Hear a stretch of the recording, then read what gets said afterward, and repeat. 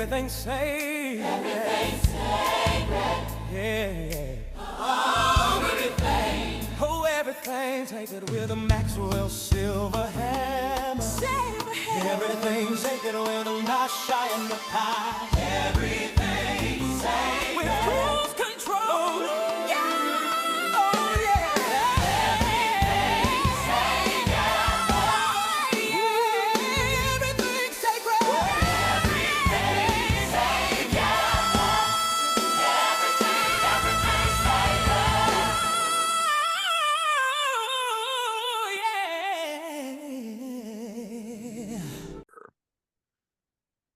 Oh boy, here we are. Yeah. Yeah, everything's sacred. Everything. You ain't heard us in a while.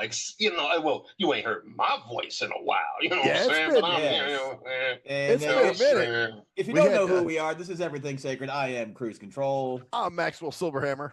And I am Napash, Nashayah Napash, the soul refresher. Mm-hmm. Man. And AKA Wing Tech. Yes, my new Zoom name. It gave me a nice little cool name, and Wing Tech sounds pretty awesome. I like it. I might do something with it since I am a real creator. You're right. It's almost as good as Mac Stout. Oh, yes, yeah. Mac Stout. Yes, that's our Mac Stout is actually that's Mac Stout, but it's if you just say it fast, it's say Mac Stout. Mac Stout. It sounds German. It sounds German or something. I don't know. I heard German in there. Well, you are partially German. I am part German. But the idea was the original name we have because we have a new endeavor called Ratchet Records, and basically it's a new DistroKid thing where Folio is going to be on there, and we have our first other signature. It's Mac Stout. Max Stout, that's mine. All the pseudo music I've done. Yeah, because we were basically going to call it Maxed Out, MAXDOUBT, but they only had MAXX available, and it just didn't have the same. So I'm like, you know what, a rap name, Mac, and then Stout is means solid. It means strong. You know, Stout is a strong, and it's also a strong beer. You know, and Max is a beer drinker. So Max Stout. Yep, there it was. So he's got an album out called Missing Your Daddy. Missing Your Daddy, which is great. Your daddy on Ratchet Well, Records. yeah. Let's put it this way. It's on it's all platforms, man. On YouTube, on Spotify, Amazon, Pandora. And if you don't remember, maybe I told you what ratchet actually means. Because that means a couple of things. Obviously, ratchet could mean like a ratchet, like as Max like dirty. dirty, right? But for me, ratchet is a moment where because ratcheting is where you, it's a moment where you can't go back. So let's put it like let's say you reach a moment of clarity in your life and you feel something and you reach a different level and what it does is it opens up new problems and new ideas, but it also is something you can't go back. Like you can't turn off the light moment. Like in a ratchet, if you look up a ratchet, it's a tool that ratchets something up. You ratchet it up. Once you go to a certain point, you don't go back. And it's kind of the same way. Like when you're on the ratcheting up and you look back on your life or look down at, you see things and you go, oh, man, I can't do the same things I did before. So that's kind of it's kind of more philosophical moment. So ratchet moment is like it goes into the whole Ouroboros reaching level 9, which collapses back into level 0. So 9 is if you want to go into a little bit, 9 is a singular truth.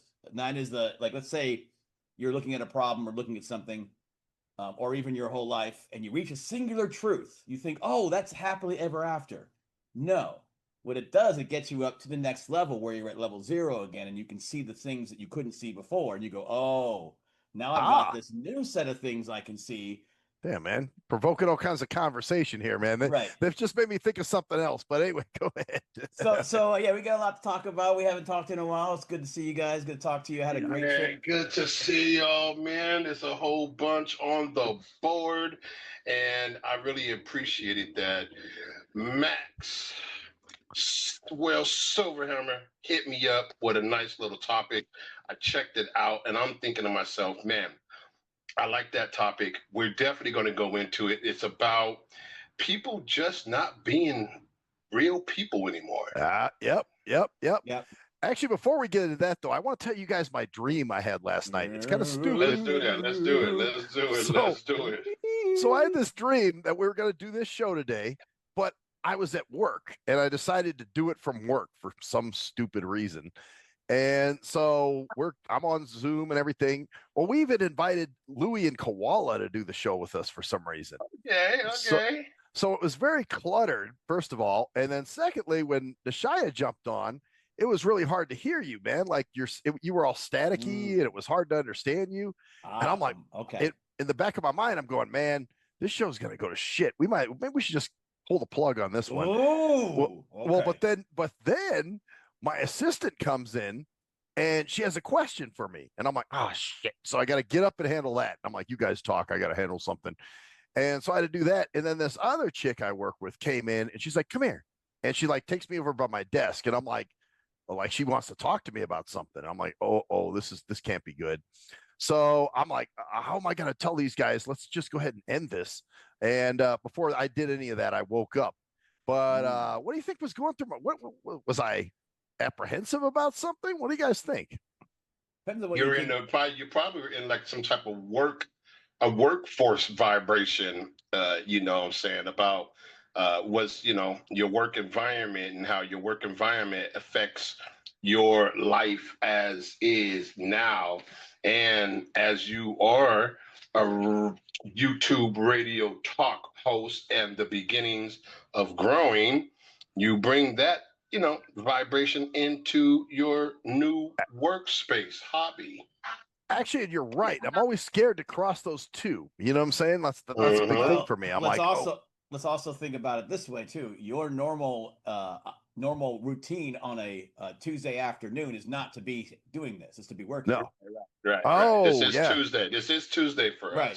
So you're not going, yeah, by the way, it is, if you want references, Tuesday, May 26th. Yeah, the 26th. It's my stepmom's birthday. Haha. But that's big thing, and a big thing for you is your routine and work. But I mean, you can go into this in a lot of different ways.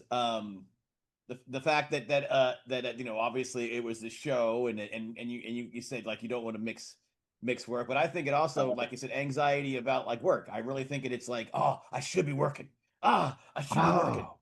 Yep. Because why am I not working? It's been 3 days, and also yesterday was a holiday, so now it's 4 days since you worked. What? Yeah, wait, hold on. Wait. Did you say yesterday was a holiday? Yeah, it's Memorial Day. Oh, you didn't know that?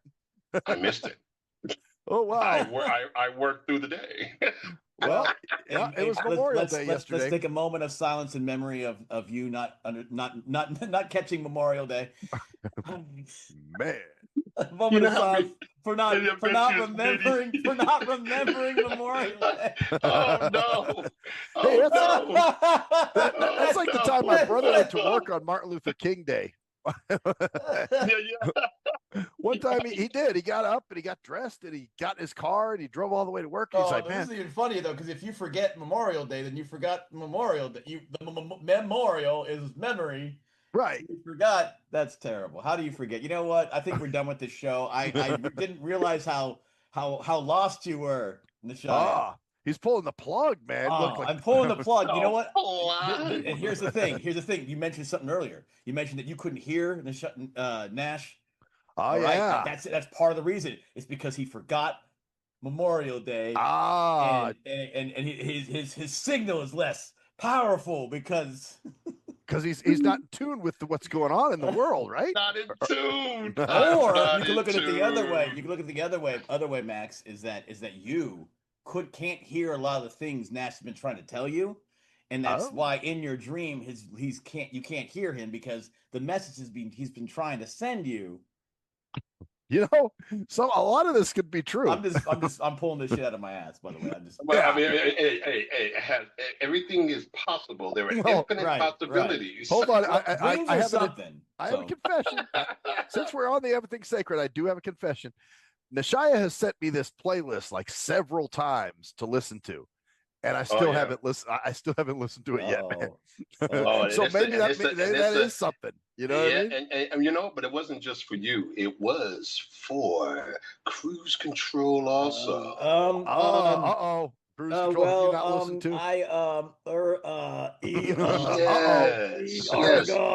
Yes, yes. And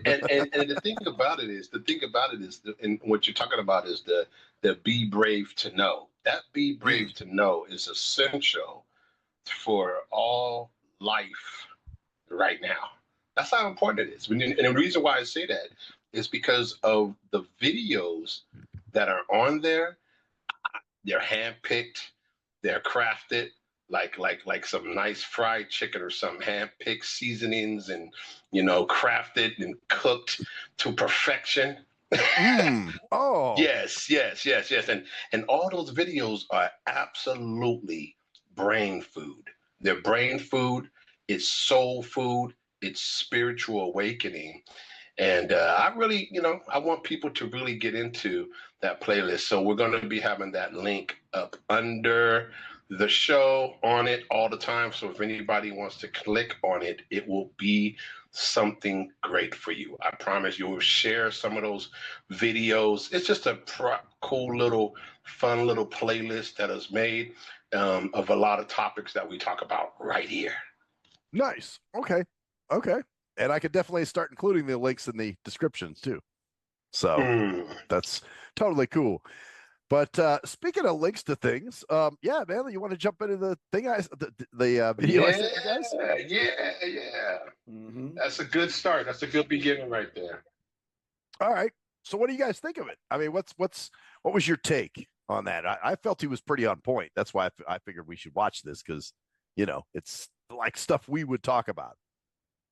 The thing about it is the video is that he was speaking about how people just look for fake things to go on. What he's talking about is people are hungry for drama. Yeah. Yep. Okay. And when you are a person that's hungry for drama, after a while, that type of actions and you start doing things, you start creating things, you start moving things around in your life to get to that drama without you probably even knowing it. But you don't care if you do know it. You don't even care if you do know it because it's fun. It's enjoyable. I like to see drama with other people, things going down. What's the word? What's the news? What's the murmuring I can get into? Right. And that murmuring takes you straight out of becoming a person that understands that you ain't the only one. They are not the only ones going through things. There are some real people going through things that are really, really hurting their life, destroying their life, and you over here making fun of the life. You having fun with it. This takes you out of being a real person. And I like what he was saying there. It takes you away from being real right there. There's not too many more real people out there. Most real people are in their houses. They come out to do something, maybe a hobby, and they're right back indoors. Well, what's great is he used the term performative a lot. Yes. We always say everything's performative now. Everybody's trying to play a role. That is our word. That is one of our words. It's been that way for months. What is drama? Drama literally is performative. Right. So when you get these people, and when you're talking about anger, it's because like we've talked about before, anger feels good. Righteous anger, as you call it. Righteous anger feels good. So you get the performative and the righteous anger because you can say, look at me, I'm angry about the right shit too, right? And I have a right to be mad, or something. I have a right to be mad. Yeah, but I not only that, but since I have a right to be mad, look what I'm mad about. I'm mad about Johnny getting hurt. God damn, I'm a good person. Damn it! Oh yeah. Yeah. So let's talk about it. Let's murmur about it. Let's feed. Yeah. Yes, yeah. It's addictive, and we all do it. We do it on this show. We do it all the time. It's just a matter of knowing because it does feel good to be right or to feel right. But people are banking on that, and it's the trick is. You got to realize that it also feels. You got to realize when you're wrong too. Like, Yeah, Oh. but do they ever realize it's wrong? So that's the no. problem. And the thing is, okay, well, how about we do this? Let's be nice. Let's say this. They don't realize it's wrong because a lot of people are used to drama. And so, since they're used to drama, they think drama, especially heavy drama, juicy gossip is a part of life to them. Their mother, their father always arguing all the time, talking crazy. Then the father goes into the kitchen, the mother goes into the bedroom, and you're the child, and you come up to come get something in the kitchen, and dad's right there, and he's like, your mama's this, and your mama that, your mama this, your mama that. Right. So Right? it's like, yeah, you listen to them talking shit about each other. And same thing with the mom. She'll do the same thing. Oh, your dad's a loser. Your dad's an idiot. That kind of thing. Exactly. And when you get a lot of that, you start to grow up thinking, hey, this is a part of life. This is good drama. Yeah. Yeah. And I think it's also, he's talking about the idea of people being fake. Or like the good people always stay in they're always stay in their own houses. He made that They point. stay in their own house. Yeah, yeah, Right. yeah. Right. I like And the that. thing is, though, the opposite of that is that when you get older, you learn the people that are worth your time. Hmm. Yeah, true. And I think that's part of it is that it's not that because I like more people more than I ever have in a lot of ways. Like I like people more in a lot of ways. Oh, But it's really? Right. because I know because I don't let I've learned that I don't like the people that I'm not around are people that I can laugh at. You know what I'm saying? Well, and I think too, the people that you're around are ones like you just said, ones that are worth your time. So right. I your whole choose to be circle, around them. yeah, your whole circle is like people that you like to be around. Now, see, like with me, if I go to the bar, I've kind of noticed. I was thinking about this one time. I was like, what would these people be like if they were sober? Are they probably assholes? You know what I'm saying? A Well, lot of them. that's what. Well, a lot of reason why they're there is because they can be around people. I wonder how many of them are like you who go there and just want to be around people but don't want to be emotionally attached to people. Emotionally attached. Yeah, yeah. Well, and And that's and that's you're the right. thing. I don't want to waste my time with people that I'm not emotionally attached to, but I know I have to.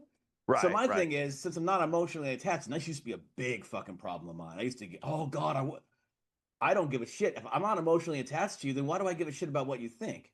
And Right. if the people that I really care about, I'm like, okay, I know that I want them to, I want them to, I care about what they think. Hmm. So why? So I'm trying to explain how I think I'm kind of making sense here. I'm trying to explain a little better than I think I am.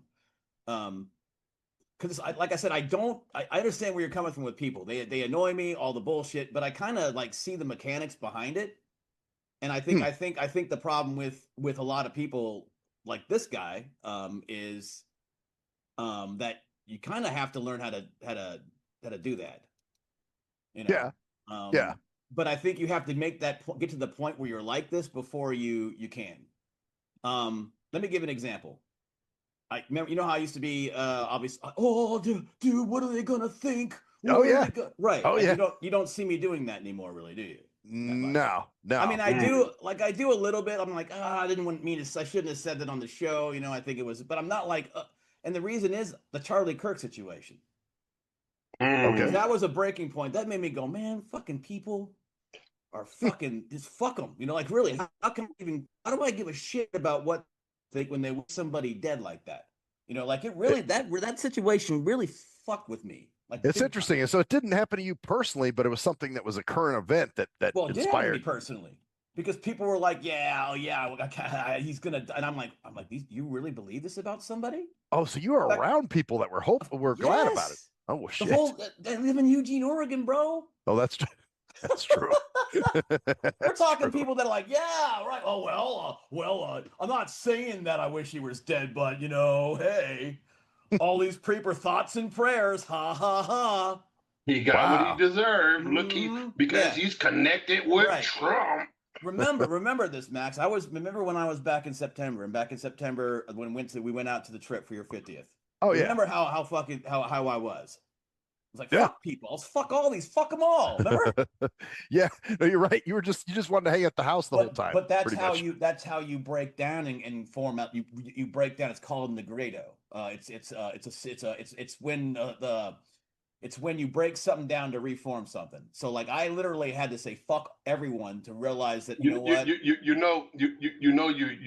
filling up the quarter jar with all your F bombs and everything right Oh, now. I'm sorry. I So- am sorry. I'm sorry. Yeah, I was noticing that too. he has said more F bombs in this one show than he said in the last 4 or 5 months. We definitely are getting rich off of him All right right, now. all right. We will recoup so you that know what? money. This is exactly why I'm happy. I apologize. You guys keep me real, keep me honest. I will try to avoid that. I just get passionate. So Yeah, I dig it. I dig it. no. But it's right. Let's go. Keep the It's passion. called control. It's control though. You gotta have that. Doesn't matter. There's no excuses. Well, I Let's dropped a go. few. Let's go. You're I not dropped a few feeling the things too. situation. Yeah, I Hey, dropped no, a few. this topic, I believe, is a good topic to start off our show because this topic right here is affecting a lot of people, many people, because they don't even know why they act that way. Right. And when you talk about it with Right. them, they actually will smile about it and giggle to themselves. It's almost like you start seeing the programming and you go, these people are, it's almost like they can't even help themselves. So why bother getting angry at them anymore? And so with this guy, like screw all these people. I don't like people. Like I said, I love and the people I love. They do drive me crazy sometimes, Max. I know I do. I drive you crazy, but the thing is, like, there's a difference, like knowing what it's worth, and you got to like kind of like you start reading these things, and you go, wow, man. Like these people that are all like they literally are they seek out the drama. They don't feel like people love them unless there's conflict or drama involved in it too, which is another big part of the problem that he's having. Man, we're gonna get into that. Don't go there yet. That was the way. Yeah, we're gonna get into that. Go ahead, but keep going. So I guess that's the first thing I would say is that it's interesting because I don't feel like I hate people more. I feel like I just understand them more. And Okay. I don't know if that means I just don't hate it because it's almost like hating a robot. Like, why are you hate the animal? You hate because they're just acting like, Doing what they do kind of thing. Like, yeah, because most people don't go. No, well, it's not doing what they're doing. What he's saying is that they're robots. They're kind of following the trend. They're kind of just in the mix. Right. Okay. Like, although I have had love hate relationships with pieces of technology sometimes. That's happened.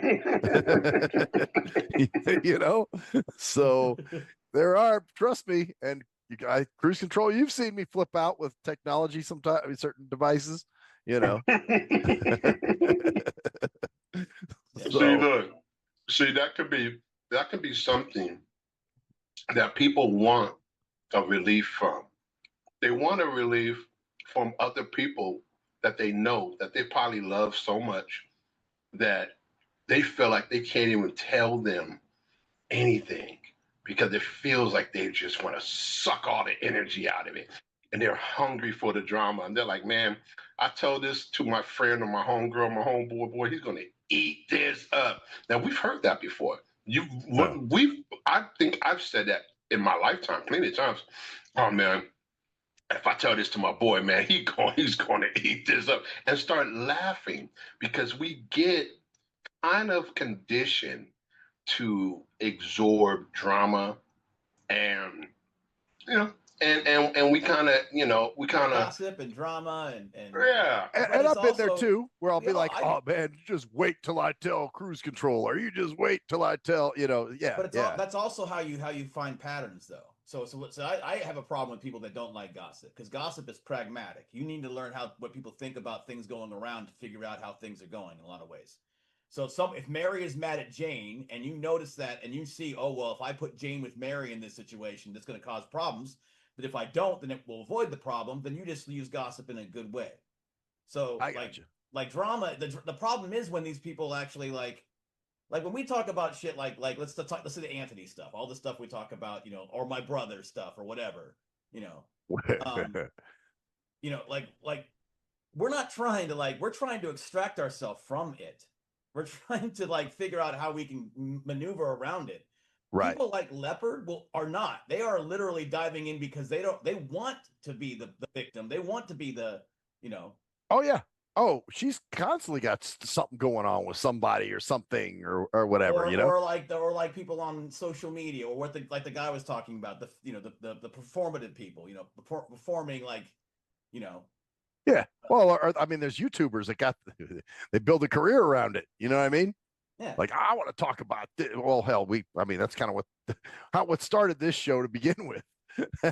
You know what I mean? But there's a like you guys were saying earlier, there is a difference when you are bringing awareness to something, and if it's to friends, and friends are making sure that friends are aware of what other friends are doing, there's a difference. But when it gets into a point where you are murmuring about something that you don't really know that much about, and you are showing a hunger for the drama, this is what I feel that brother was talking about more, is that he's like, man, I used to be a person that liked to be out there. I felt like I had to hang out with people. You know what? Yeah. You know, well, okay, hold that thought. He had said that he felt like he had to hang out with people at one time. He needed to be out the house. He felt like you were just, you know, you're locked up. I'm not, I gotta go. I gotta kick it with people. I gotta do this, do that. Now he feels a lot more comfortable in his own skin, which is a good thing. He doesn't feel like he has to have a bunch of people around him like he used to. And now he's evaluating people from the new perch he's on by seeing how people are acting. And one of the things, right? Yeah. Right. Well, and it's kind of going back to what you were just saying, Cruise Control, about people that are worth your time. Like you can discriminate now who you really want to be around versus who's just kind of a flat character in your story. You know, like, oh, that asshole. Yeah, I see him all the time. And I think he's right in that, you know, like you said, not wanting to be around him, because I don't want to waste my time with, like, I don't hang out with people that, you know, like, I do things with certain people because they're, you know, like the improv groups and certain people in my improv groups, but I don't hang out with those people in my free time. Yeah. Well, yeah. And I don't really, and that, I think like he got to the point, I just, the anger, the part of that he's hopefully not doing is not hanging out with anybody. Like, I don't want to hang out with anybody, even the people I don't think so. I didn't get that vibe, because he even said, oh, nature's beautiful and I love going out and going for walks and stuff like that. So I think I don't feel like he's like that, but I think you know. Yeah, I just think that you get to a point where you kind of got to get used to the realization that most people are really, really fucking programmed, like really, really badly. Yeah. Like really bad. Like, you know, and then you start seeing it in other people, and like I see it in my friends. I've talked about it with you about certain things. I see it in myself. You start seeing it more and more, but then you start getting used to it and going, you know what? That's you know, like I said, I think he's at that point where he's like, like, I don't. Well, he does. Well, no, not that he just doesn't need it anymore. He doesn't want to be used to it.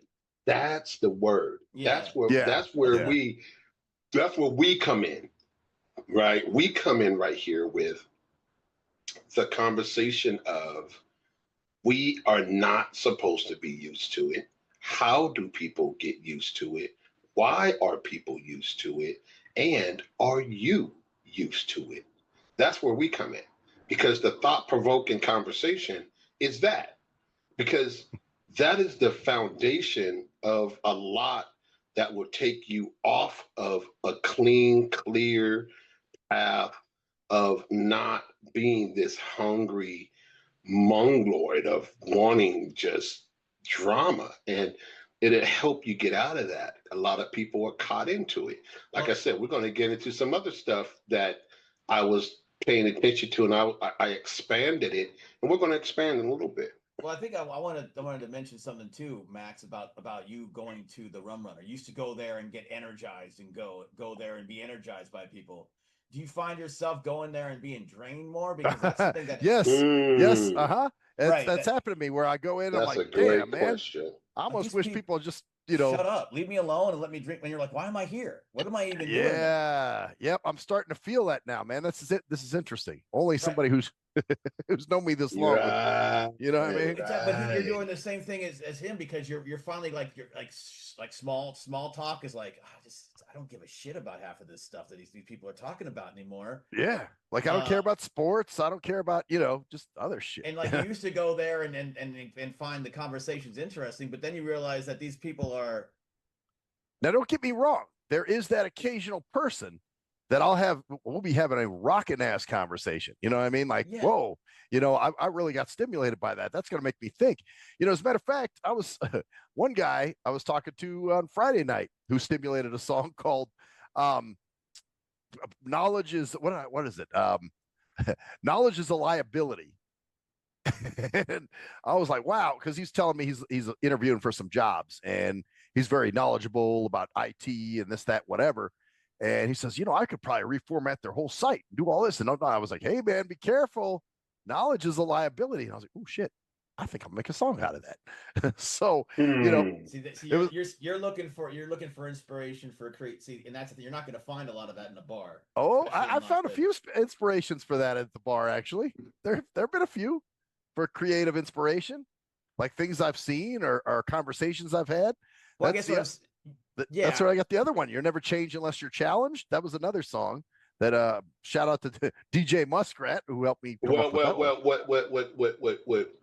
Cruise Patrol meant is that he's not going to find that type of inspiration because he does music differently from how you do music. Well, that's true. So you're going to find something out of the bar with, True. I can find inspiration on the sidewalk, right? Well, exactly. What I meant from that is that you're going to find it from what you're doing now, though, is you're realizing most of the time you're not getting that because like you used to not go there for that. First of all, before you had Suno, you didn't go there for inspiration for anything because you weren't writing shit. No, you're right. Just going there. So now you're getting more because you're doing more creative shit. You're trying to figure out more, and you're also just tired of this. Like I really think that your 50th was a breaking point. I think that moment when you came back that night was a big deal. You were but I was hanging out. Yeah, you know what? Nashayah may not know this story. I was hanging out with somebody who I know, who's a rapper, who I've actually kind of gotten to be friends with. And I can tell you who he is off the air, but nobody that you would probably know. But anyway, he lives in San Francisco, so I was like, hey man, I'm in Frisco, let's hang out. So I wound up going and hanging out with this dude, and he was hanging out in this place called the Gauntlet, which was like this. Oh no, you told me about this a couple of months ago when we was on the phone. We had a long conversation. But go ahead. I do remember it though. But go ahead, refresh. It's a good reference because it goes back. Oh yeah, so I'm hanging out there, and there's all these like homeless, like scummy people, and a few of them were hanging out. There's like a little fire escape area to a building, and this cop pulled up. And I remember my buddy, he grabbed I had a beer in my hand and he grabbed the beer. He's like, hide the beer. Here comes the cop. And I'm like, oh shit. And so the cop jumps out and he's like, I keep telling y'all night after night to not hang out in this fire escape. What do I have to do to get you out? And he's like yelling at these people to stay out of the damn fire escape. And you could tell he was pissed when he went back to his car. And I remember thinking, man, this is not where I want to be. These aren't the kind of people I want to hang out with. and maybe a little bit of it was there as a contrast. I was just chilling at the place, and it was an awesome place with a view. And he's sitting there in a goddamn parking lot drinking beer. This dude who's supposedly his age, supposed to be, and seems kind of with it. He's not like he's completely out of it. So that moment, man, I'm telling that's what I meant by ratchet moment. A moment where you can't go back, where you're like, man, and then you see it now in the place you go all the time because you go, man, these people are this. It's just all you're doing is inside with beer that's served to them. A lot of these people. So and you ratchet up. That moment got ratcheted up. I had a ratchet experience that caused me to ratchet up. Is what happened. Yeah, exactly. Because now you can't look back. You can't go but beyond. Because now you're like, man. I'm just not. I can't unsee it. Yeah. And then you get Suno going on because that's when you first started doing that. So now you're going there looking for ideas for songs and everything. the well's gonna run dry more and more because the same people that you got information from before, they don't have, that's all the same. They're gonna be doing the same patterns. It's like, It was a oh one man. pump chump, like, I got my thing out of you, kind of deal. And Yeah. so, it's just the atmosphere you're at. I mean, it's just the way it is. It's a bar. I mean, you're gonna find certain people that are gonna come in there every once in a while, or you might see them every once in a while. But Yeah. really, people that hang out there all the time and live their lives they're not hanging out in bars, man. Just But Yeah. but let me say this then. Does bars give that feeling to people that they can get some of that drama that they yes. seek? Oh, for sure. That's why No Max question. is there. Max is there for that. I'm there to watch it. I'm not there to be a part of it. Yeah, see, that's the thing. There's nothing. See, I think drama can be learned from. I think that's kind of part of it. But yeah. But you also, And not much happens there. It's pretty chill. They kick people out that are being stupid pretty fast. You know what I'm saying? Yeah. It's not your typical scumbag biker bar with, like if they see some bullshit, that person's out of there. Usually that's the case. They don't tolerate a lot of that stuff there. And I think it's something too, man. You gotta admit, if you weren't drinking, you wouldn't be there. Oh, no way. I would just hang out there sober. God, no. I'll tell you the truth. That kind of, yeah. Well, that says a lot there, dude. I mean, it kind of does. Like, what? I mean, it is a bar. It's not. Bar. I know, but it's not like you said. Oh, well, I might go. You're like, what? I've seen. You know what though? What are you talking about? I wouldn't be in there with a beer. What do you think? You an idiot? Well, you know what I've seen. There was one guy. He does this thing every year. Around, I guess it's like right after Good Friday or whatever, or Lent or whatever. He gives up 10 days of, or no, I think he does a month where he doesn't drink or do anything. And he's been in there before. And he's like, yeah, dude, it's Lent. I'm not drinking. I'm like, oh, what are you? And yeah, I had the thought, what are you doing here? What are you doing here? What are you doing here, man? What are you here for?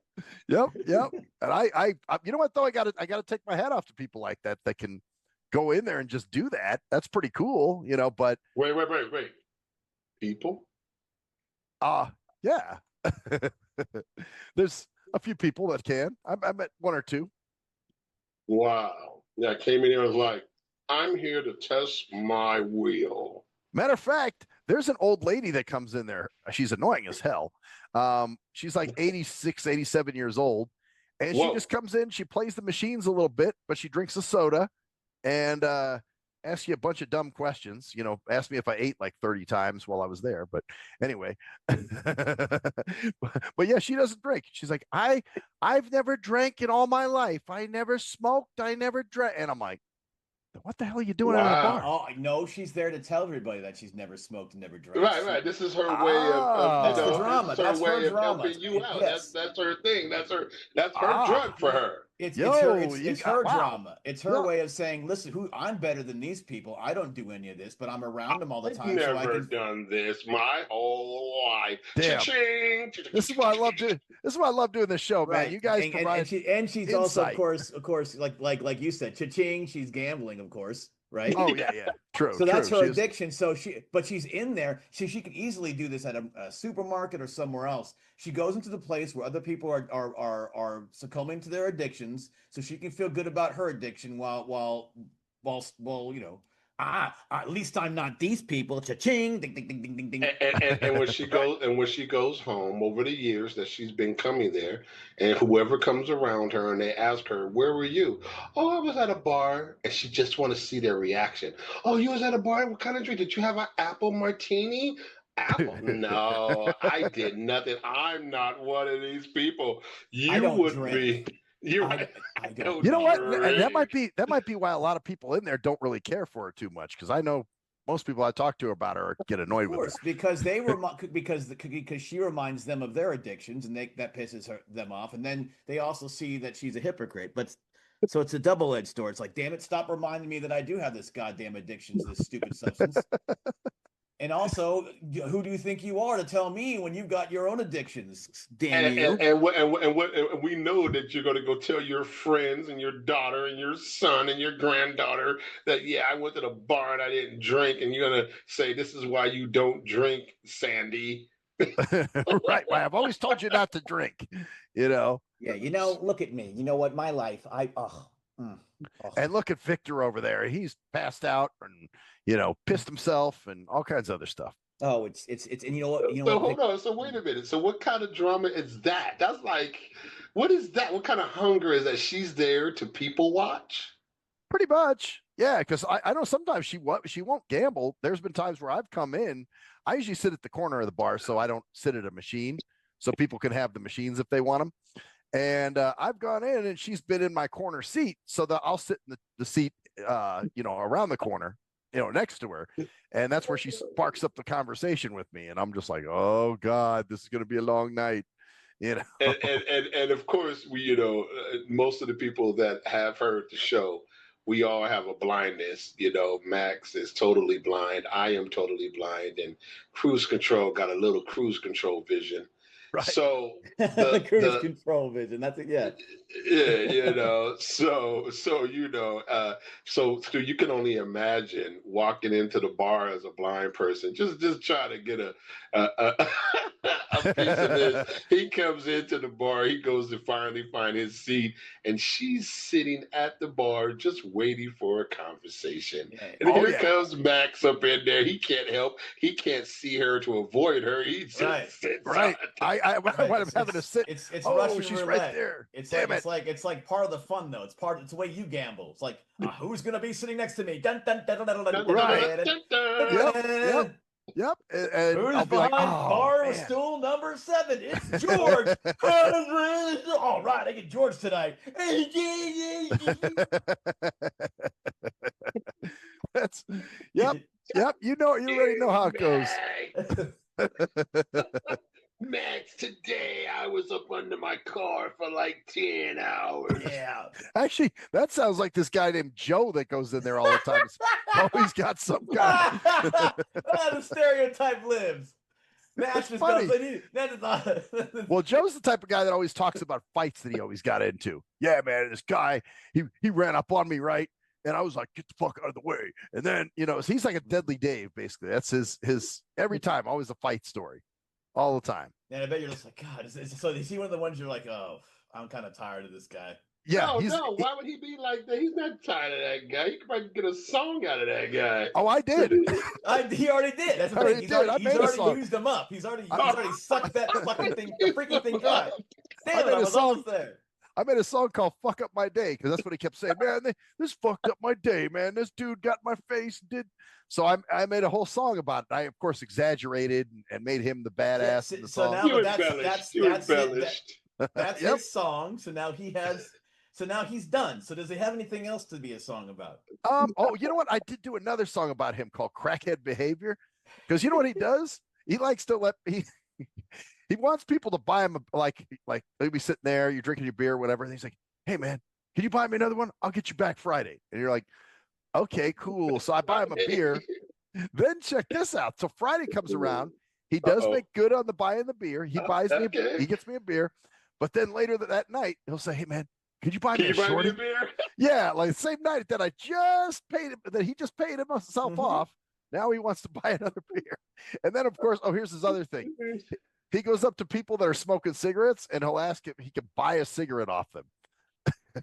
But he'll pay him back on Friday. Yeah, he'll get him Friday. I would gladly pay you Tuesday for a hamburger today. This is great because you already know right off the bat, he's coming to the bar to be able to straight munch on everybody. Yeah, on everybody. He's got a rotation, people, he's got the rotation going on. And man. most people won't even take like when he offers to purchase a cigarette, they're like, "Oh, I'll just give you a cigarette," exactly. or something. He knows that. Right. But he knows that. But see, that gives him. It gives him it takes the shame away from him. Because then he doesn't have to be begging because he's like, I offered to pay for it. Right. I offered. I'd be like, yeah, how much? $2. Like, what? $2 a cigarette, man. Come on, man. $1 a cigarette. Give me $1. You'd be like, no, but what do you mean? Okay, well, I'll ask I know you'll ask somebody else because you're expecting someone to give it to you. That's why you're asking. Now, is there anybody at this bar that really is kind of a drama queen likes drama. Every time you talk to them, they always got a story about this somebody's life. Then they're like, "Yeah, they did this. I heard this, and I heard that." Oh, so Is you'd there be talking about anyone? like a gossiper type person that talks about Well, other people? yeah, always got something going on. They always got a story about somebody else's life, and they Oh always yeah. compare their lives to their parents. Like, I would never do this. Oh yeah. There's people like that there. That's trying to think who's kind of like that. Well, let's see. They're kind of all like that. you know, oh, he's kind of talking shit, about what somebody else is doing, or or they talk bad about each other, once in a while. Yeah, man, he knew not to run his mouth when I was in the room because I would have shut him down, kind Of of thing. course, yeah. Like, and then like you hear, you almost want to like have the imaginary like, I was gonna shut him down, and like they show some like some kind of like daydream of him. I walked to the bar. It was Thursday afternoon. They have that like a reenactment. Oh yeah. And nothing was going on, nothing. But Um, the thing is like the drama factor is that those kind of places and like places where people need to commune together to be able to feel better about themselves. We have that kind of part of us where we think that we must come together sometimes to compare ourselves in a low way, even if it's your friend. You look at something because people have it that way. When the guy named by the way, his name is front driver. What is his name? Chris the driver, front seat driver. Oh, you mean the YouTuber? Yeah, Yeah. Chris front seat driver. Something Yeah. like that. Yeah. Chris front seat driver. Let's give him some love. The thing about it is that the main piece of with that also is that there are people that truly feel like they need to do it. And since they need to do it, they need to be around people that give them the feeling and maybe they have something to talk about. Now, there are certain people that feel like they can't live a life if they can't be around people and have something to talk about people. And they True. might not really mean nothing by it. That's where I'm at with it. They might not mean nothing by it, but these are some of the same people that can actually have a life or have a life where they got a mate in their life where their mate is abusive and Oh their yeah. mate is always drama filled. They just come to the house and they're just talking crap. They always, this chick today, you wouldn't believe it. They can't help themselves. They get on the phone and they do it. They talk about how this would never happen to them, and you're sitting there listening as their mate going, the husband or the wife, and you're like, golly, my girl is a trip. Hey, there's a couple that comes in the bar that does that too. And they're newlywed, by the way. Same thing. So, and I think I'm starting to notice some stuff with both of them too. Where she likes to mention her dead husband quite a bit in front of him. oh God. And later he gets pissed off, and you could tell, and so yeah, it's Of course, and that's why she does it, because it's sad. That's sad. Well, hold on. She's not comparing or nothing, is she? No, she's just telling a story. She's like, when my Eddie was alive, or Larry. My Eddie? I keep wanting to call him Eddie. His name's Larry. Wait. She's newly married and she says my Eddie. Yes, or by Larry. Yeah, she'll say, when my Larry was alive, we used to go to blah, blah, blah. And I'm like, oh shit. In front of her new husband. Yep, in front of her new husband. Everybody kind of watches their P's and Q's there because they don't want him to misconstrue, because she does come off a little flirtatious sometimes too. I know one day she hugged me and like she put my hands against her tits, and I'm like, oh. Whoa. This is like I said, man. You're this isn't really doing it for you anymore, dude. This is why. Yeah, hey, that did it for him at that time. Right. Give me a little something to think about. So, I mean, is she the type? Would she got a nice voice? I mean, maybe. Oh. maybe. You know Oh what I mean? shit! So okay? Let me guess. So you there He it had a is. cute voice, and she Oh grabbed yeah, his You hands and put it. find her attractive, and you're like, yeah, well. I could see possibly, you know, Hey, hold on. We're talking about How? another She's man's wife. awful. But let's get And off of not that. only that, but she's an awful Stop person. it. She's obviously an awful person, dude. She's yeah, obviously an true awful that. person, man. You're like, I don't give a shit. She got now titties. Oh, Hey, look, you put my hand I on didn't a try go to be. grope her. I didn't try to grope her. She just took my hand and just like, how are you? You know, and hugged me and put my hands against her tits, and I'm like, ooh, okay. Is she a Wait, over? Is she a biggin? No, she's thin. She's real thin, actually.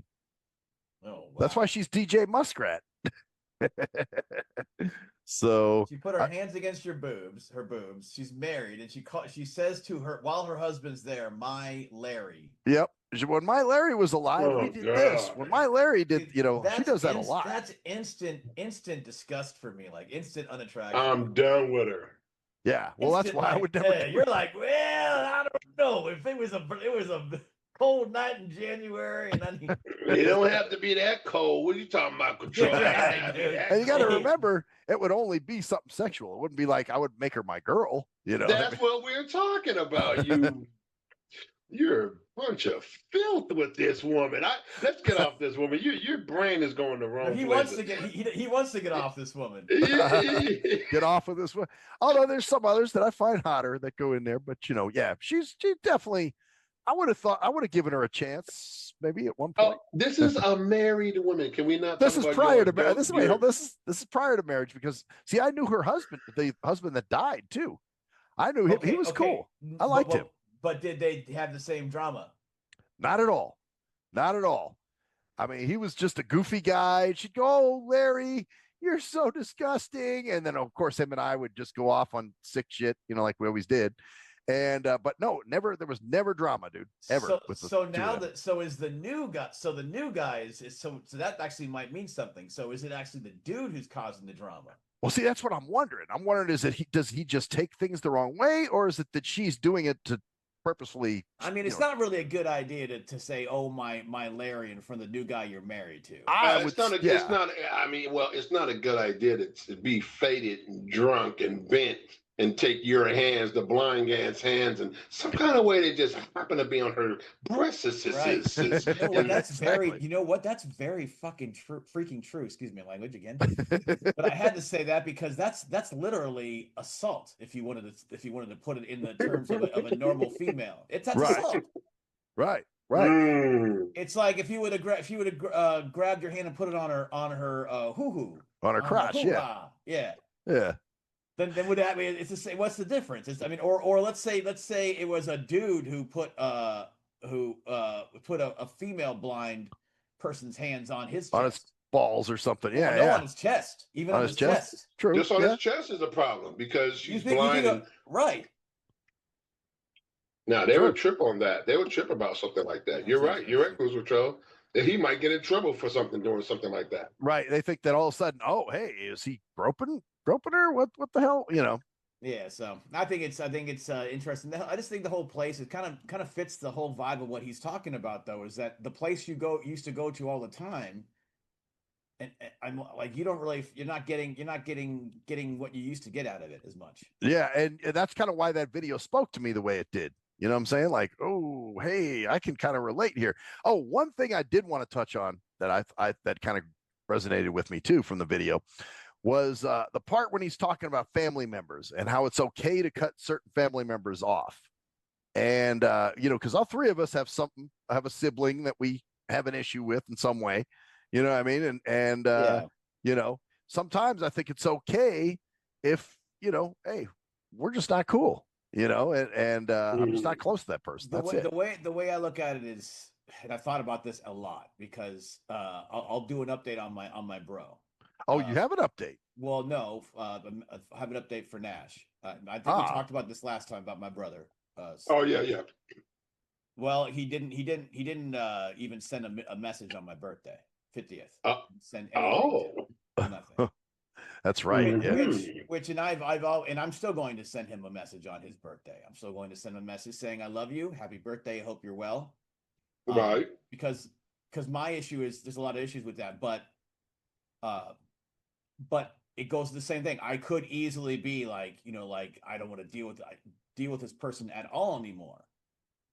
But I love him a lot. I care about him. Just like you care about your bro. We care about our family. So there's a way you can do what's called gray rocking. Mm. It's a form of something you do with people that narcissists are a lot. It's where you emotionally detach from them, even though you love them. Like I love my brother to the day. I want the best for him. Just the same with my mom and everybody else. I want the best for them, but I can't trust him in that way. Right. So you have to be able to kind of hold two things at once, which is love and also detachment. Interesting. Well, I think in certain cases, you could probably cut somebody off completely, right? Yes. If they did something horrible. Well, if he doesn't call me back, I'm not going to contact him. He needs to call me back. It's a principled statement that I'm making. If he wants to talk to me, I'll talk to him. But if he doesn't call me, I'm never going to talk to him again. But and Nash, you said you have a sister you don't really get along with, right? How do you? I was going to bring that up. We are into that, like where, my sister, she's on some other stuff, and I know the last time we were talking about some of this, we didn't go into too much. We had some other conversations, other topics with mixed in, but with my sister, as I'm going to bring mine out, is that with her, she is in a way where, like my mom says, you always acting like your dad, and my dad was a narcissist, right? Okay. Had a narcissistic attitude where everything is her way, everything is right what she does, everything you do is not, then you need to know it, and she definitely is going to let you know. So you guys have the same parents, basically, the same mom, same dad. We had the same mom, same dad. Like you guys know, my mother passed away when we were only 16. She was 18.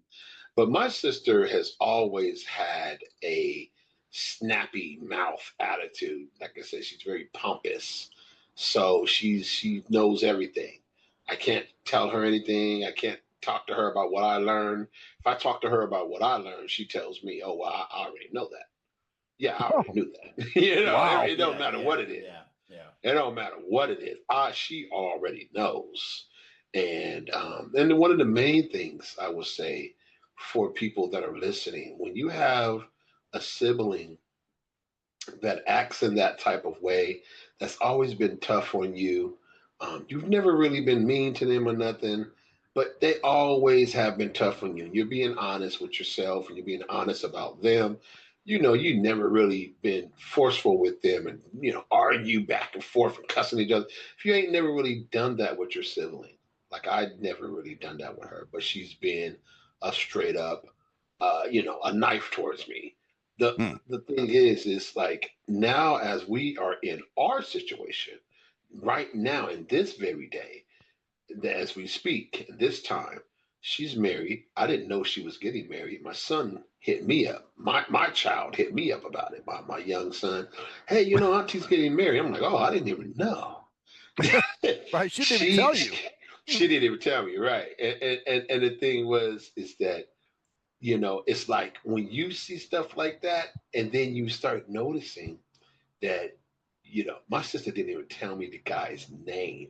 She didn't. I didn't even get a chance to meet him. When I moved out to Ohio, his family lives in Ohio. She didn't even tell me anything about what they do when they come out to Ohio for the holidays out here or whatever.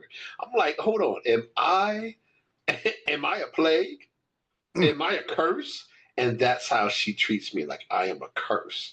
But I will say this: when about some years back, when I had a girlfriend, I was like, and she called me up one day. I was like, hey, I'm here with my girlfriend. Hey, meet my girlfriend. I really love her. What the woo? She's so great. Hey, honey, come talk to my sister. See, she got on the phone and she talked to my sister. This, that. And one time, my girlfriend had said something to my sister. She said, "I really love your brother, do bop." And she said to my girlfriend, "You don't really know what love is." Oh, wow. Damn. And Damn. so now take that to where we are now. Only way I knew what her husband's name was is because it dropped out of her mouth talking about her being on a travel with him to go see our uncle that was passing away when he was on his last leg. And so she said, "Oh yeah, me and Richard." That's the only way I knew his name. Wow. Damn. And that just happened just only, 9 months ago. And you mentioned the guy. Wow, that's kind of the like malicious, vindictive type of shit. That's right? what I'm saying. See, like my brother doesn't do that. He is very critical and likes to put me down a lot, but it's almost like his thing is, hey, I'm trying to build you up, break you down to build you up. And my brother's the performative. He's the one who's going. He literally said, "I'm sorry. I'm sorry for ghosting you for a month," and then a month later, ghosts me. So Yeah, see. he's the guy, and he also is the guy. He starts the drama that's unnecessary. I'm never gonna talk to mom and my brother again. It's like, oh, do you realize what that's going to do? You think it's gonna? I'm ending it, dude. I'm not. I'm walking away. And it's like, but I have to deal with them wondering, like you're still talking to me, and then don't you even? It's like that's the guy. What this guy's talking that weariness, Like they don't want a solution, they just want to argue, or just Yeah. want to bitch about They something. just want the drama. They just want to be part of the drama. Yep. I'm actually curious though, Max, because this goes back to the creativity stuff with Suno and everything else. How much of this did you feel a year ago before you discovered that outlet that you didn't have before? I didn't really feel that way. I didn't really. This is new. You're right.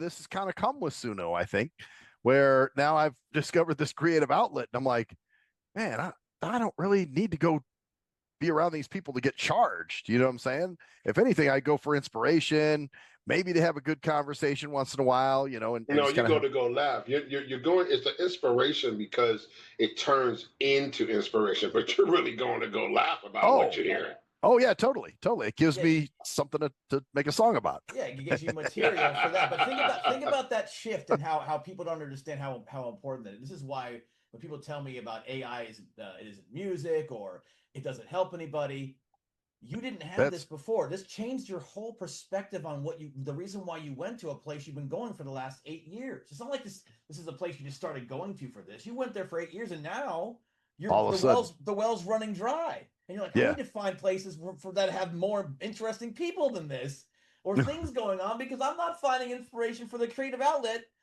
that I really want to, it's incredible if you think about it. Well, yeah, and you can't, and I can't really discuss. A lot of people don't understand Suno either. I've tried to send people to my page and whatever, and they just don't get it. Like the guy who cleans my house, he was like, man, for some reason I thought it was going to be you doing the vocals. I'm like, bro, it's AI. I wrote the lyrics, but it's different voices. You know what I mean? Even without that, without what anybody says about what you've written, I guess my thing is, this has literally changed your life, like in fundamental way. Like you're not in a way like, oh well, I kind of do music now. You're literally looking for inspiration for songs now, and everything you do, looking for creative inspiration because your outlet, you have an outlet where you can go, I can literally do everything I've always wanted to do, and it just set you free. Same thing with me. I've got another album. Now I'm doing the Ratchet Records, which is basically the maxed out stuff and folio stuff, and then whatever else I'm doing.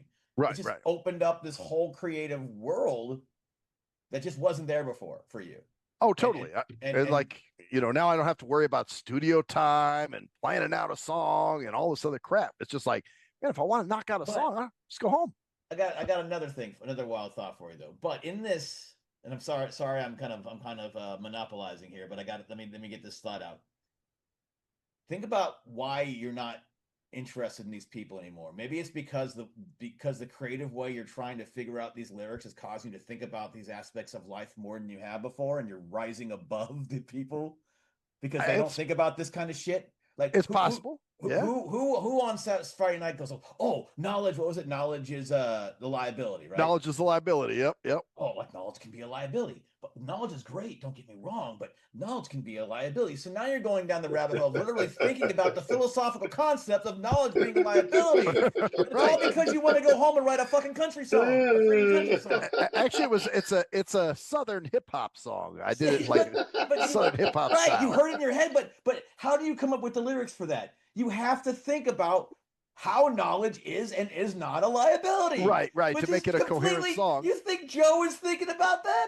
Oh no, hell no, no. How many people in that bar are thinking about that? Nobody. Absolutely. Nobody No, in that bar. I mean, maybe one person in the corner drinking. Oh, Maybe. right? Maybe. You're literally going in there to try to find more ways to get you to think about these things more, to write them out. yeah. You're looking, you're searching, Right. you're Oh yeah, no trying to question. get No that, and it's okay. It's okay for now. You know, you wean yourself off maybe of that place and ratchet up to another level where you don't need a place like that. Well, it's not just that. Well, you know, I get stuff from work. You know, there's been times where something's happened to us at work, and I'll tell my assistant, "Oh man, I think I'm going to make a song about that." And then later that afternoon, I send her the link to a song. Here you go. I just think your perception of like what you're getting out of that changed completely. Like you're not getting out of it what you like. You used to just go there because you had something to do. Like, oh, I'm something to do. But now it's like, well, I have something much better to do. I can go home and make music all the time, and I can curate the songs. I can pick between the 4 different songs that come out and find the one I like, and then I might like 2 and have to think about the 2 songs. Like, which one do I want? Compare, you know. Oh yeah. And you're a music person already. So you were a music person before you started going to that bar. You was a music person, right? So being a music person, and when you do get a little older, get a little wiser, because no matter what, people look. You get older, you get wiser. It don't matter. Everybody's wiser at another level, but different levels. But you get a little wiser about your life, or whatever the wiseness comes in, the wisdom will come in, and you have decided, what, I'm a little bored about certain things that I have learned a lot about me. Now I want to listen to something, and I want to go kick back, and I want to go chill out, have a drink and chill out and kick it and all that. But, after a while, you will ratchet up and you'll realize, what, I'll be just cool right here with a beer right at my house. Or you'll find another place to go other than a bar. You'll start, instead of something once a week or twice a week at a bar, it'll start being that you're going to some type of show or somewhere that you kind of enjoy at the casinos. Not going to go, do no gambling. I'm talking about going to one of the kickbacks in the casino, one of the shows that don't cost a lot of nothing. You're enjoying, you're able to get you a drink. Now you're there. Well, now it's wide expanse. Here's the thing too. I kind of gave up when I first started going to that bar. I was done with music. You could ask Cruise Control. I was like, oh man, this music, screw this music thing, because I had so many bad experiences, and I was done until Cruise Control told me about Suno and showed me how to do it, and I was like, man, this is pretty dope. And then as I learned more, I was like, hey, I like this, because you found your creative release basically, and that changes everything, because it's when you have like something like you're passionate about like that you're actually good at and that you're prolific. I mean, you literally just completely every day you've got a new song pretty much almost. Yeah, as a matter of fact, when I take a few days off, usually it's my assistant. She's like, you haven't done a song in a while. Well, you still gonna make back it, like all of a sudden. She's because shocked. you do it so much, so and you've got and you'll probably settle down a little bit. You'll probably slow down a little bit, but then again, who cares whether you do or not? The fact is, all this shit's already done. All the songs are already done, and now it's like almost like a confidence thing too, because you're like, man, you gotta know, like when you're good at something, you know it, right? Like, yeah, of course, like you are good at. There's no question. I mean, to be able to do what you do, to take a subject like that, it's like when I do improv. I do the kind of a similar thing with improv, take it a subject. You kind of do it the same way. Yours is just like almost like slower improv in a way. Kind of, because I'm thinking about what I'm improvisation. That's improvisation. Because you just do it because how long does it usually take you to make a song? About an hour. Right. You know what I'm saying? Like crazy. Like I'll me writing a song. When I write a song, it's like I'm still writing a song I've been thinking about for 3 weeks.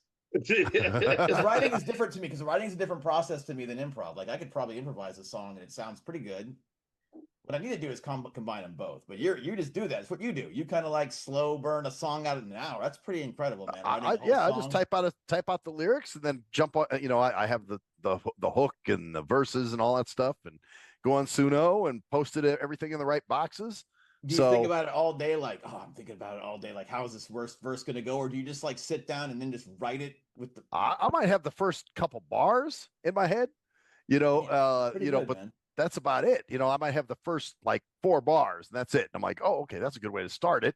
Now let's see how we continue, and then once I'm sitting down writing it out, that's when I'll start coming with some of the other stuff. So that's crazy. But anyway, man, so let's getting back to the tired of people and the performative stuff. It's still tied in though in a way because we were still on that point of that the drama and being around people with drama gives you inspiration, improvisation, knowing that some of their drama, that don't mean that you're hungry for drama. See what I'm saying? You're not hungry for drama, but you know how to hear something that sounds like you can turn it into something that is beneficial for you. Now, a yeah, lot take of a people lemon and don't. make it lemonade kind of thing. Well, a lot of people don't even do that. A lot of people take the drama and become drama queens and drama kings, Oh, totally, and, totally. and they go a different direction. Right. So to be able to take anything that you hear that sounds like a type of idea from somebody speaking in a drama way, like Joe. Yeah. Yeah. So You take something out of it and you got something out of it and you made it into something, even though they were full of drama. oh yeah. Oh, that dude's got drama all the time. He's always got some. Yeah, So what you're doing is you're turning chaos into order. true. Yeah. You're going there. You're fun. You're probably digging in like 4 conversations at once. Do you ever have the thing where like you have one conversation and it gives you an idea, and then all of a sudden like it's reinforced by like 3 other conversations like throughout the that's night? that's how I came up with crackhead behavior. Because Yeah. I had the first situation was this chick that I knew from back in the day who we kind of reconnected and we went out once for dinner together and I think we went to the bar and chilled for a little bit. But anyway, she wanted to park her car in my parking space at my complex. I get a text one night and she's like, yeah, I was wondering if I could park my car at your car. I'm like, oh God, whatever she's got going on, man. I don't want any part of this crap. And then at the same time, I had Joe doing his crazy stuff of wanting me to buy him a beer and bumming cigarettes. And I'm like, oh, dude, I got 2 verses from the gate here about some crackhead behavior.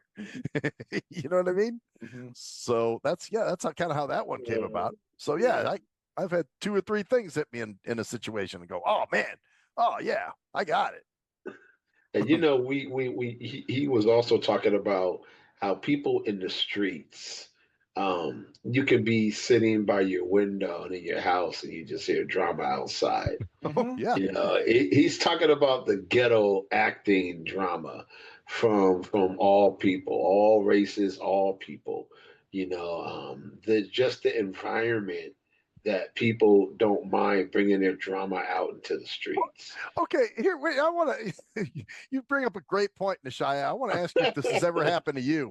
So this is a few weeks ago. I'm waiting for my Uber out here, and my Uber pulls up. I get in, and this methed out couple runs up to Uber, and they start asking the driver about me. And they're like, does he live here? What unit does he live in? So finally, the driver puts the window down. I don't know if I told you this story, cruise control.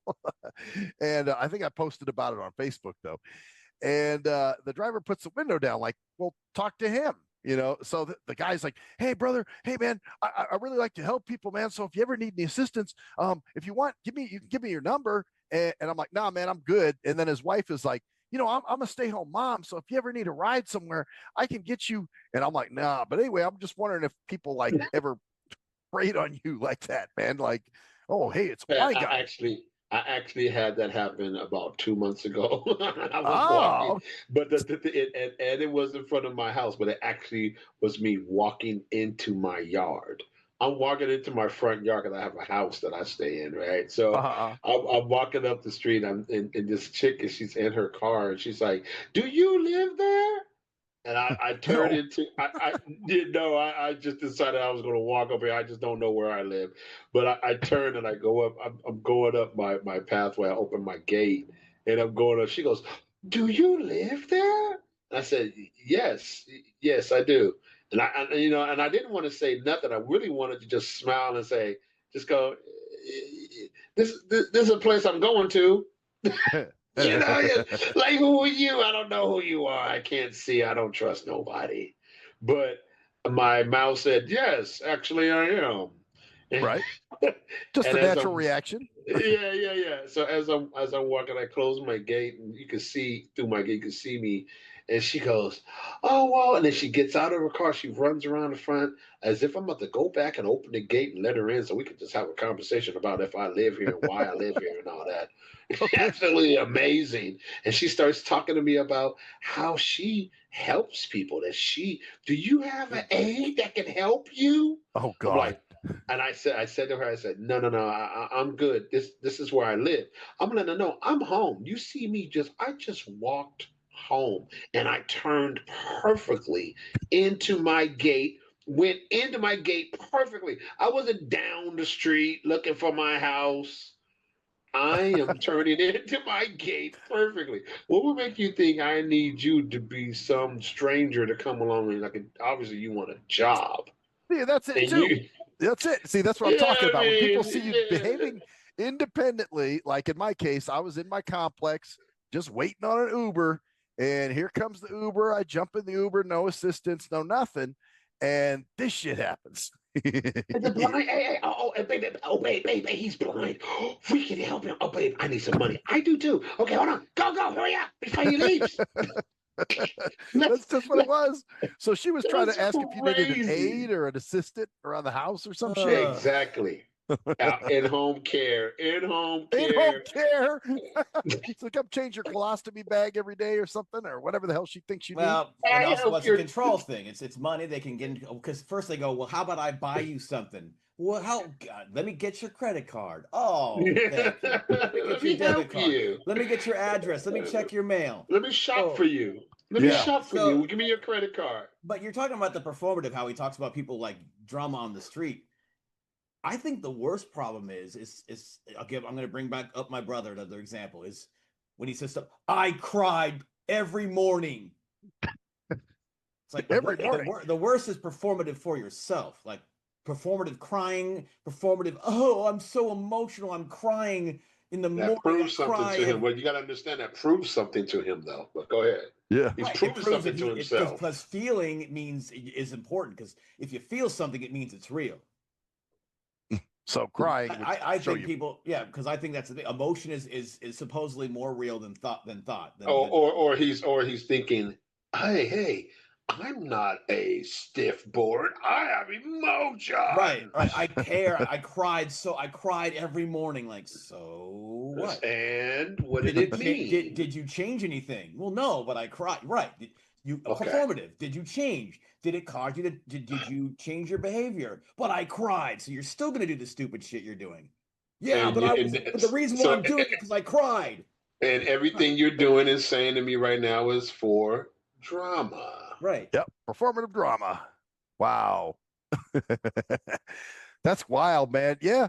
No, and I guess I wonder though, because I guess those blind people that have their caretakers, it's a different situation as opposed to now you see us acting independently and they see it as an opportunity to jump on it, like Nah. let me go help this How guy. many blind people have caretakers these days? We're part of that one group called the Blind Dynasty, and I actually like it now because I've been on there I and refuse to go in there. yeah. Hey, I've been sharing our show on there, and Oh, I got there's been at least about 4 people that have commented and said they listen and that they waiting for the next one. So oh at really? least 4 or 5, yeah, at least 4 or 5, probably more because Oh yeah, yeah. I have seen it. Stop talking smack, Max. Hey, I love Hey Blind Dynasty. I don't know who the hell these people are. I don't go to any of those sites. Max is like, fuck. Max knows exactly like blind. Screw them all. Yeah, They're Yeah. a group of people that meet together because they have similar interests. oh my God, that sounds Even though terrible. half the time the shows we do, we always talk about our blind issues, but that And doesn't matter. we're doing it right now. Yeah, but it didn't have to be in your face. I just happened to see blind something, and I was like, "Oh, look at this shit!" You know, it's almost But a it's pretty buzzword cool. for me. Oh, look at this shit. It's pretty cool because a lot of the people there, they're talented, and some of the admin on it, they're talented, and they have a talent or a business, or they've been doing things, and that's why they called it Blind Dynasty. Okay, Ah, so that's what I learned, and some people are just like you, me, and Cruise Control for artists that will perform and rock the house. Okay, so the reason why I brought it up is that as they hear stuff like this and get into it, I wonder how many visually impaired people actually have caretakers. Now, mama want to be a caretaker all the time. Auntie wants to be a caretaker all the time. Grandma wants to be a caretaker all the time. There was a question on the Blind Dynasty the other day that said, you know, it's a different thing when your family or different people in your life, they notice that you're out and about, you're traveling the country, you're doing this, you're doing that, and then when you get back home and you're around family, they want to treat you like a child. well, like you said, they won't let you cook at the house or something. Right, Remember? that's what he brought that up. He said they won't let you cook. They won't. You're like, hold on. I've been traveling the world. Right. You don't think I cooked before? Like, come on. But they treat you in this way because they feel a certain way about you. And I think, like, when we speak about the drama that people go through in life, that I believe that sometimes that feeds people. That feeds them because it makes them feel like they got someone that they do take care of, even though you don't need them. And I'm telling you, when you don't really need someone to do something, if they can kind of tell you don't really need them to do something, they actually would get upset with you. Be like, well, fine then. Well, yeah. And start talking. You'd be Well, like, that's hold on, calm down. my Relax. song "Seatard." I'm talking about that. And then the hook, the guy says, "Fine, you're an asshole. I was just trying to help." That's part of the hook. So And you like, it's as simple as this. I was crossing the street and this person was like, "Hey, I'm gonna help you. I got you, man. I got you." I'm like, "Oh, I'm good. I'm good." It's like, "Dang, man, a person can't even help a blind person cross the street." And I thought to myself, "Wow, this guy is dramatic." did they actually say Dramatic, that? right. The guy actually say that? Yeah. Yeah, And because then he felt embarrassed, so he needed to make you feel ashamed of yourself by making it about you being the one who's an asshole. family members do that to us all the time. Yeah. If you Oh, yeah. even seem like you're not really acclimating to what they want, you're not like, "Oh, okay, thank you. Oh yeah, okay, yeah. Hey, do this. Okay, yeah, I'm gonna do this for you. Okay, come here, let me help you do this. Okay. If you're not acting like that, they're like, "Well, what's your problem?" Yeah, you're not fitting that stereotype. Like you would becken for her assistant. Well, What's the hold on. You just said the thing I was gonna say. The beckoning for stereotype. assistance. No. The stereotype. What is a lot of visually impaired people have heard this word? Well, you don't act like you're blind. Oh yeah, I forget you're blind. I've heard that before. I forget you're blind. You don't look blind. You don't act like you're blind. Hold on. What does blind people act like? And Right. and what would you know what blind people do? Right. Since you've never been around one, so that's See, the you next only thing. been around me, and you see that I'm always handling business. Right. Well, you know what though? See, and when I mentioned the caretaker thing, Drama. I've seen people that are newly blind, and they love it. They love their newfound disability, man. And they, I had a woman at a assisted living facility a few weeks ago, didn't even know her own phone number, and I'm like, oh, okay, didn't know her apartment number, none of that. Oh, well, somebody takes care of that for me. So that's why I was like, whoa. So there are some people. That's drama right there to me, right there. Yeah. She's dramatic. She's just got to have it. That's not real to me. That's fake. That's not real. Oh, Mhm. you'd be surprised. They love it. You know, I've had people tell me if I went blind, I'd milk the hell out of it, man. You know, I've had people say that. Well, I Milk the mean, hell out of it. Oh man, that's crazy. Oh, so That- It's not real, man. It's not real, man. And those are the kind of people you want to actually be away from. oh yeah, well those are the kind of people when I see blindness, that's the first thing I'm like, oh God, it's that kind of person. You know what I mean? yeah, but Yeah, yeah. Oof. Wow. yeah, Whoa. it's disgusting, Yeah. motherfucking, excuse my language. Yeah. Ding, ding, ding, ding, ding. We Ching, blew ching, off ching. some steam, buddy. Ching, ching. Oh man, what else? What else? See, I like I said, it does come back to the same steps, things that I was talking about, but I really think, uh, it really is just about finding those people that you actually do give a damn about hanging out with, and not wasting time.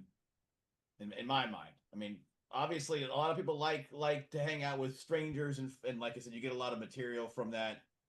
Yeah. But I mean, every once in a while you'll find a diamond in the rough, man. There is an occasional cool person. It's like, wow, you were cool. Matter of fact, I had a driver the other day. I hope I get this dude again. He was real cool. His name was Brian. He was a U-Serve driver. So, and we were having a really awesome conversation. So, you know, maybe hopefully I'll get that dude again. So, And you know, he wasn't all about drama. nope, he didn't seem it. I mean, we were just talking, I think in general, I forget what, I just remember having a really cool conversation with that dude, you know, like, man, this dude's cool. So, you know, I think here's the hardest part about people. So those sometimes is like you thought Anthony was cool too. true. You know? This is a neighbor that I kind of fell out with recently, Nashayah, if you're not. So this is the double-edged sword about that, is that to meet good people, you've got to take the risk too. You do. And you're gonna meet people who are gonna tell you one thing, and then when they get comfortable around you, they're gonna switch up, because that's the whole point, is to get you comfortable, and then they can. That's another thing that happens a lot, you know. oh yeah. Yeah. It's, oh yeah, you're great. Oh, I got you. Ha ha. Ding ding. Oh shit. Yeah, and then you see that side of that person you don't like. Surprise! And then you're like, but this person was good, and then you stick around way too long, and then yep, you know. Yeah. But see, the thing is, you know, we live that life, and we've talked about this before, and it goes perfect with our subject tonight in our last segment before we close it out. This segment here, it goes perfect, right? Because this is absolutely it. Girlfriends that you're with, we have stories where you're with someone, you really think things are going to get kind of good, and kind of like, oh, she might actually be the one. And then all of a sudden, this other part of them is absolutely dramatic, and this dramatic part of them is so deep, and they could tell they feed off of drama. You didn't even see it. But they're feeding off of their hunger for it. They need it, and they need it with you now. And you fell into the trap. That's my last relationship was that way, man. You know, where I what's up? Oh, no, go ahead. I was gonna say I thought this person was really cool, and oh man, she seems awesome. She seems like she'd be great. And at first everything was cool, but as I spent time with her, I started to see stuff that I didn't like, you know what I mean? And certain behaviors that I was like, oh, okay, this may not be who I want to be with, you know? Yeah. So, but drama. I think a lot of that has to do with, and that's why if you see it early, get away from it early. Yeah. And that's a problem. If you see it later, though, then you need to address it with that. Because what happens, like I said, it's almost like you almost want to try to make sure you're as comfortable as possible as early as possible with people. So that's like, it's almost like that, because then they'll go, oh, I've got this guy. Right. Certain people will be like, oh, yeah. Oh, I got him. Now I'm going to start treating him like shit. Now I'm about to dump on and it was funny. Yeah. Because Cruise Control, you never even met this person face to face, but I told you stories and you went, man, I don't really like this chick. You know what I mean? There were just certain things that I'd tell you that you didn't like off the bat that you saw before I even saw. And I was with her, you know? Yeah. Because definitely. You get pulled into the drama. I had the last girl I was with, I really thought, I was like, oh, wow. And matter of fact, so funny about it, she was actually she was a drama major. She Oh, was funny really enough. in. She was an actress and this, that, and she had connections to get in shows and do plays and all types of stuff. Even some people even knew who she was when we go, hey, oh, I know I've seen you before. And she was like, why? I done some acting. I done some. Oh yeah, I went to a play before in town. And so this person, and down the line, the relationship just tripped out. Why? Because she decided I don't make enough money for her. Oh, it Of was it course. was based on that?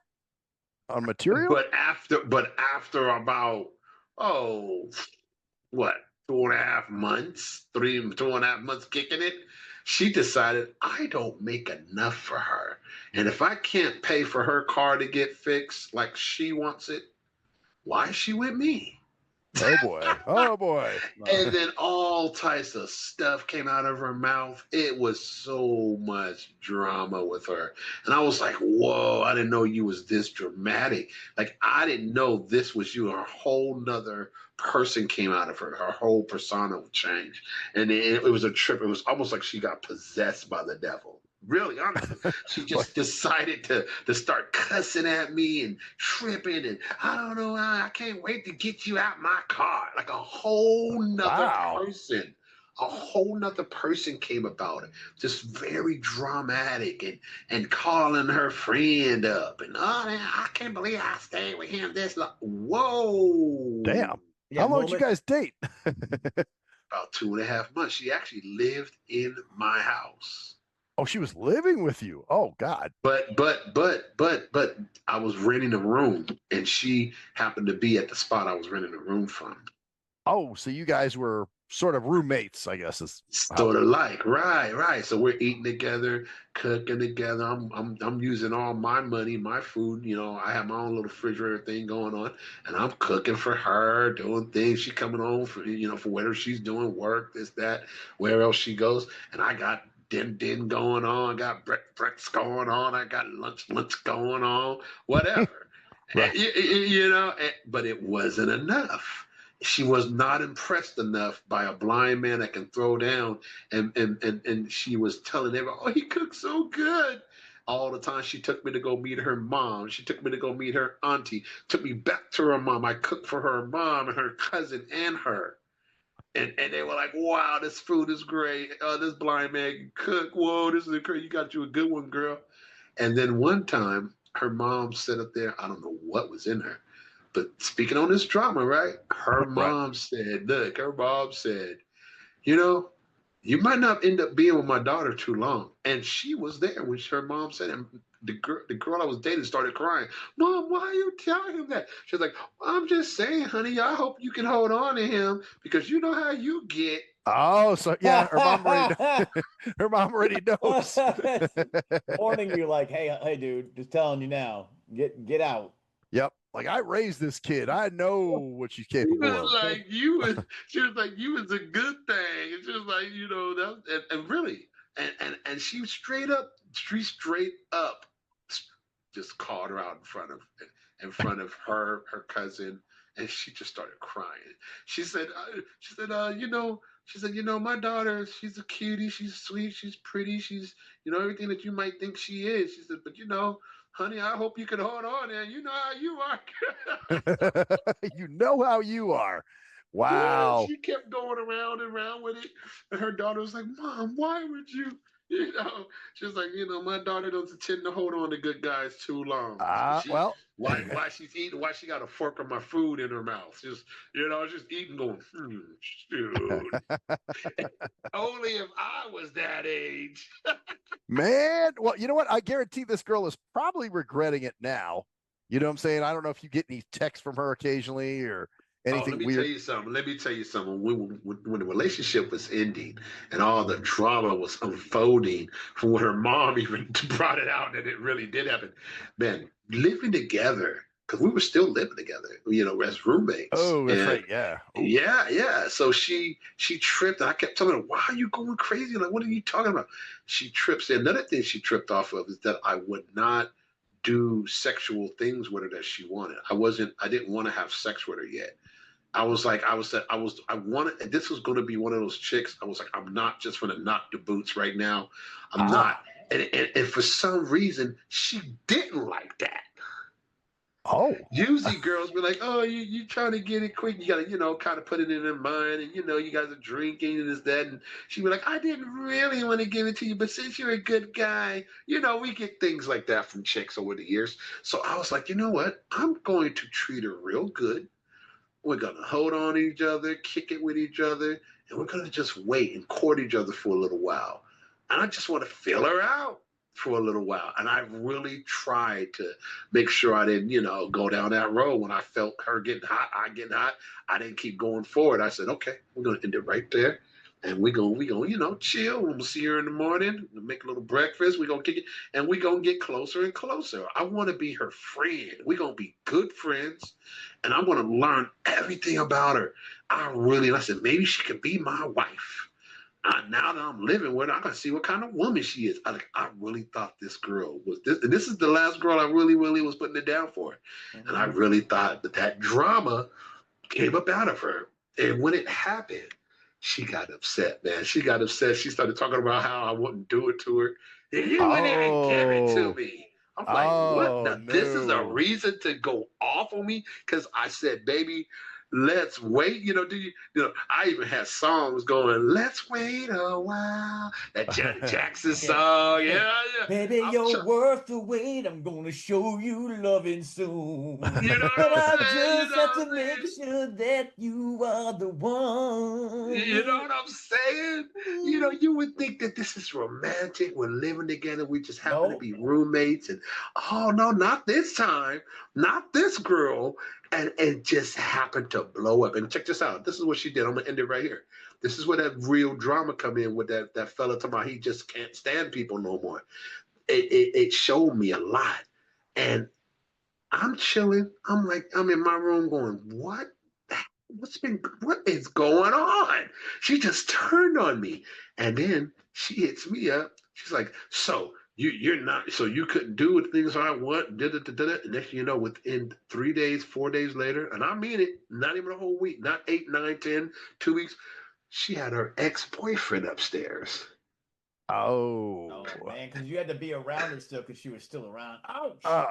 Oh, dude. This is the serious drama. This is the stuff that young man is talking about.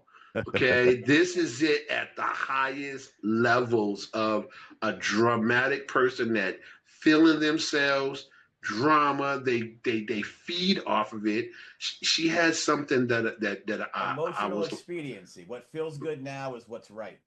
Exactly, and then it was like this too. Is that she had a gift that I was supposed to share with a friend at our church. At my church, right, at that time. And I was like, hey, you have this gift. And I was going to actually leave it to her and go buy another one for the person, buy something different. I was going to actually leave it with her. I said, bunk that. You're not for to use that smell good and pretty smelling stuff so you could use it for your new little dude that you was just kissing on me last week. Now you're kissing on him this week. What the hell?